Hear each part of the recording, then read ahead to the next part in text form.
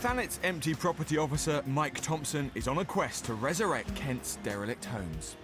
Off to Cliftonville today to check on the structural stability of a property that we've just acquired through compulsory purchase powers. It's a long-term empty, been a thorn in our side for many years, and I've got a colleague meeting me there today from our building control section to give me a professional opinion on just what the state of the building is.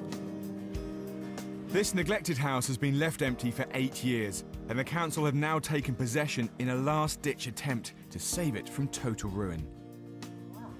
Today is crunch time for the Victorian Terrace. Mike is meeting up with building control officer Martin Parnell to decide its fate. Can it be saved, or is it beyond repair and heading for demolition?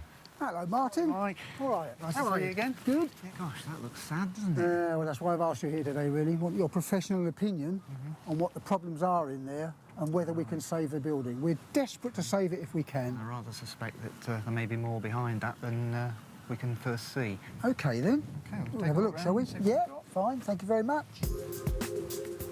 Round the back of the property, the telltale signs of neglect are clearly visible. Of course, this is the problems you get with a long-term empty property, isn't it? The state All of and it. sundry dump. Obviously, from the passageway there, we can look up through that top sash window and we can see sky straight through the roof. Right. So it's fully exposed. Looking at it externally, there's nothing giving me major concerns. Appearances can be deceptive, though, and Mike and Martin need to get inside to see the true extent of the damage.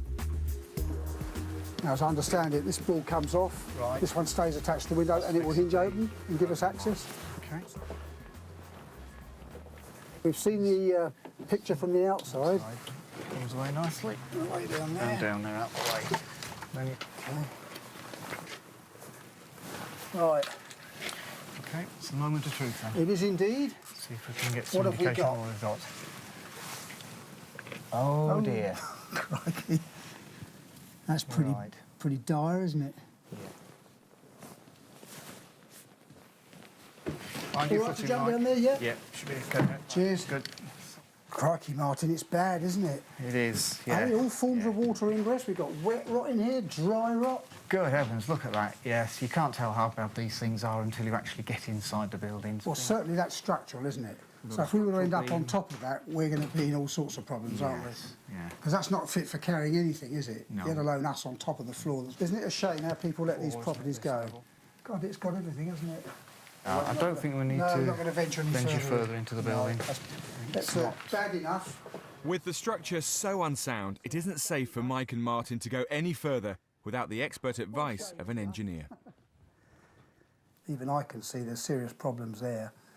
It's a great shame, isn't it? Because I hope it doesn't jeopardise the building's future. I hope it's salvageable, savable, even with problems like that. I think it can be salvaged, certainly, but the work that's necessary is going to be more extensive than perhaps we at first thought or hoped, which of course means more time and consequent expense. So, worst fears in here, not so bad outside. Absolutely. Perhaps we should have stayed outside.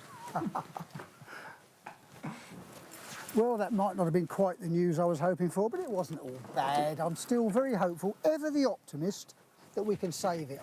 I'm going to go back to the office now and engage the services of a structural engineer to give us an informed opinion now, and I'm still hopeful we can save it.